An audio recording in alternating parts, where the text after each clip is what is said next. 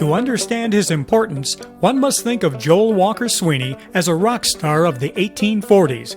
He virtually created the term professional banjo player and introduced mainstream America to a music and a musical instrument which until him was almost exclusive to the transplanted black culture of the Southern slave. The Irish-American Sweeney sampled African-American music, added other Southern sounds, and essentially created a new musical genre. And as one of the first and certainly most popular of the traveling minstrels, Sweeney brought his music and the banjo to the public. Hearsay abounds in the telling of Sweeney's story. He is often given credit for originating the fifth string on the banjo or inventing the instrument itself. Some speak of Sweeney as being the first white man to actually play the banjo.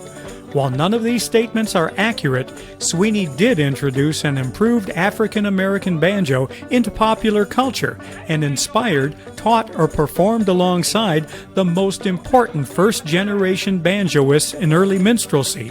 In these roles, the extent of Joel Sweeney's influence cannot be understated.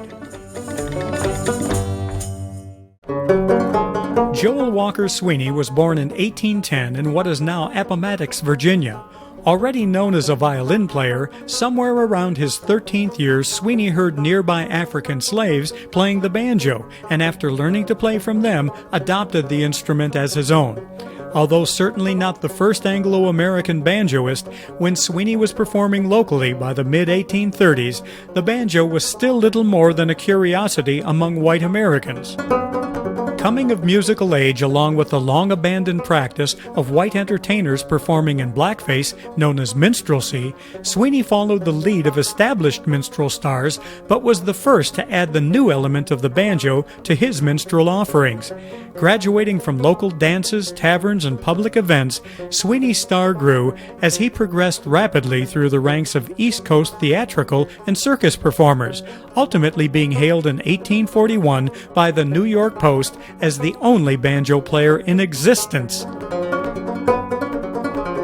As the minstrel star who brought the banjo to acceptance on legitimate theatrical stages in New York, Boston, and Baltimore, the success of the artist now billed as Joe Sweeney spawned numerous imitators, with former students becoming his competition. In 1842, Sweeney slyly ventured into virgin territory, introducing his unique presentation of the American banjo to overseas audiences during a highly successful 3-year tour in Great Britain.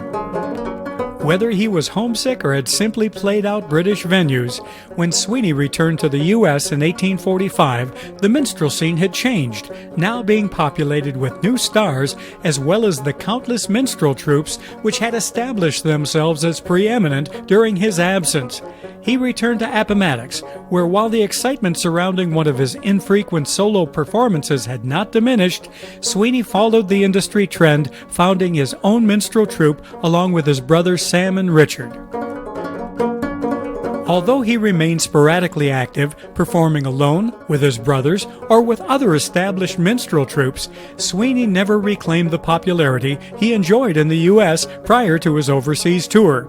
With the passing of his brother Dick and mother Tabitha, in 1860, Sweeney withdrew from performing, aware that his fame was receding and his music falling from favor. Contracting an unknown illness, his health failed rapidly, and on October 29, 1860, Joel Walker Sweeney died at the age of 50. Sweeney's rise to minstrel stardom is not unlike the story of Elvis Presley's rise to rock and roll fame. Both were Southern white musicians who, while serving as a bridge between black and white cultures and music, became wildly famous. It was, however, the inventive banjo milestones which he set, the influence of which are still felt today, which make Joel Walker Sweeney arguably the most important individual figure in early banjo history.